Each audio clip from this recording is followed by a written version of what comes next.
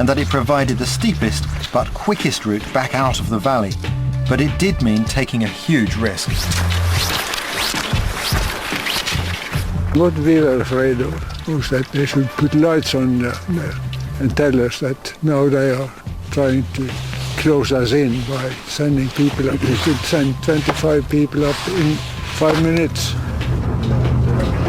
We had 21 bends, and if we were in the second last bend here, they would be up before us. So it was very, very thrilling.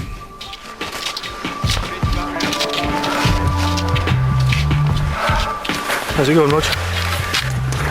I think the boys have been driven by a special force to get up here as fast as they could. Because this is very, very heavy, I think. The climb takes our team 1.5 hours. That's on top of the time it took to descend into the valley and up to the plant. You can imagine how, with every step, the original saboteurs must have prayed that the Germans wouldn't find their escape route. Classic piece of local knowledge. In the Saboteur's Guidebook to Escape Routes, that's down as cheeky. Cheeky, but devastatingly effective. They were still within sight of the factory, but back on the relative safety of the plateau. After carrying out one of the most audacious commando raids of the war, the men were finally able to reflect on just what they'd done. I looked down into this deep valley and saw the factory there, and I thought about what we had been doing down there, and now the Germans trying to find out what has happened, and many thoughts in that connection. It was a good feeling, of course. We sat down and made a message. The operation has been carried out with 100% success.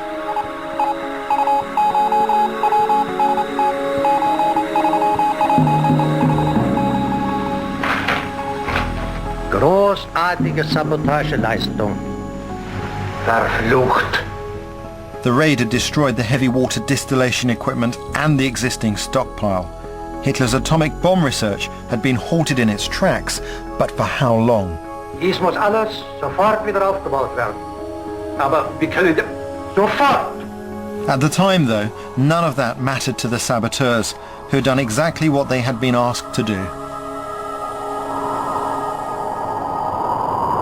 From military precision, the accent now shifted back to survival skills. Joachim Ronneberg and 4 others headed east.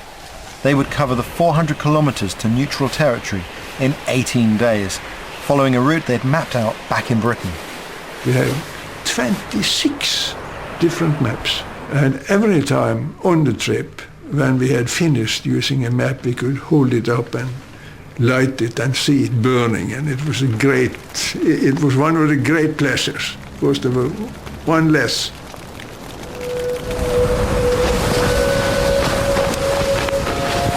The main thing on the whole trip to Sweden was to pay respect to nature. And sometimes you have to give in and accept that nature is your master. And don't believe that you can fight nature if nature doesn't want you to fight it. Die Saboteure müssen ja noch im Gebirge sein. Man muss die Kerle unbedingt festnehmen. Ob Leben oder Tod ist mir egal. With Germans now scouring the whole country for them, they had to avoid anywhere they might be found, and that included mountain huts.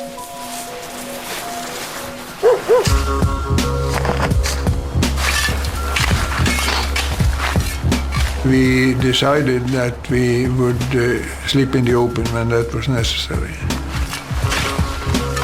And when we slept in the open, it was usually down in the woods, so we could knack branches and make a branch bed and lay on that.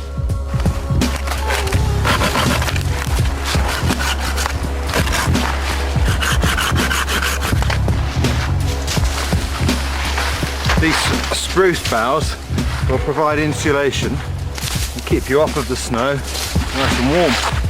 Now the real art to this is to take the boughs like this, stick the end of them in the snow at an angle so that they give you sort of posture springing, if you like that. Not too many of that. If you've got a hard one like that, you normally turn it so the curve is in your favour. And you work your way across. So if you look at the shelter, you start to get the idea. I'm down here, I'm out of the wind. That prevents convection, and the insulation will prevent conduction. So we're breaking all those means by which heat is lost to the cold environment.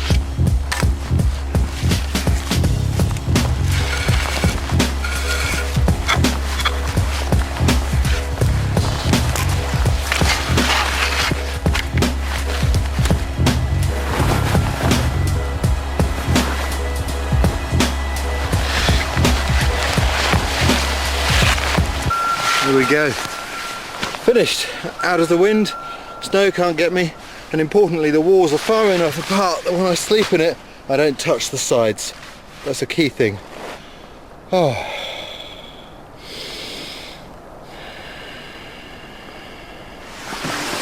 Ronneberg's escape route to Sweden, the nearest neutral country to the Hardanger Plateau, took him and his men way to the north of the main German garrison towns around Oslo, and across 5 major river valleys.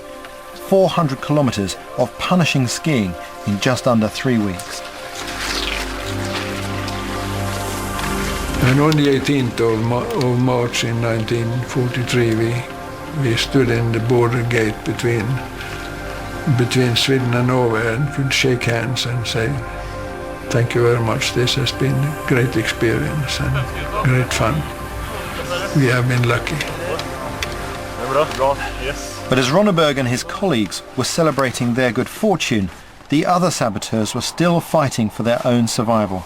Klaus Hellberg had already spent 4 winter months out here, close to starvation for most of it, and the plan now was for him to go back to Skrekkenhut, where the main assault team had landed, and hide the supplies they had dumped there for use later in the war.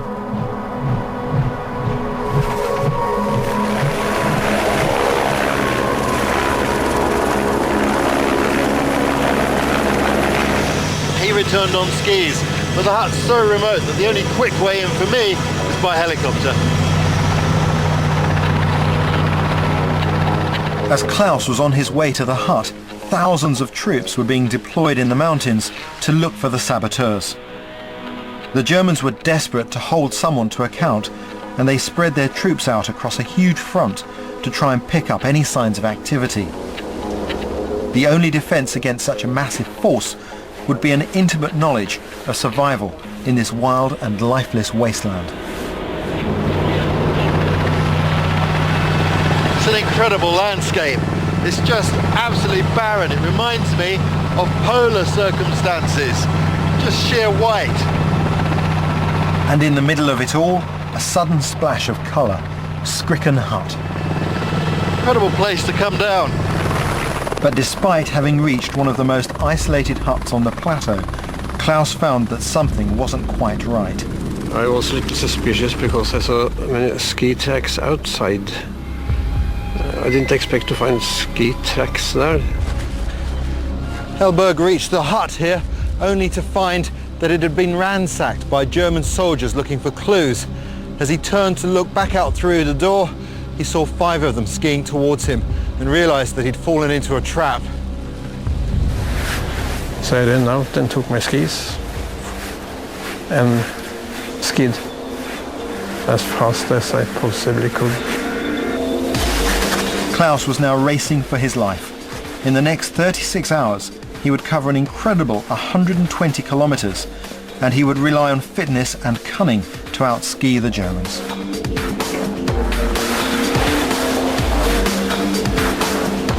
2 men followed me.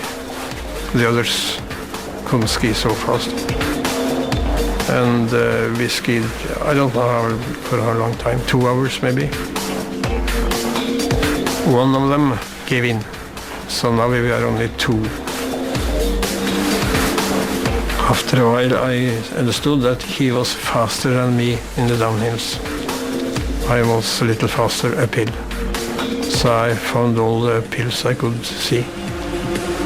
And at the end I was on the very top.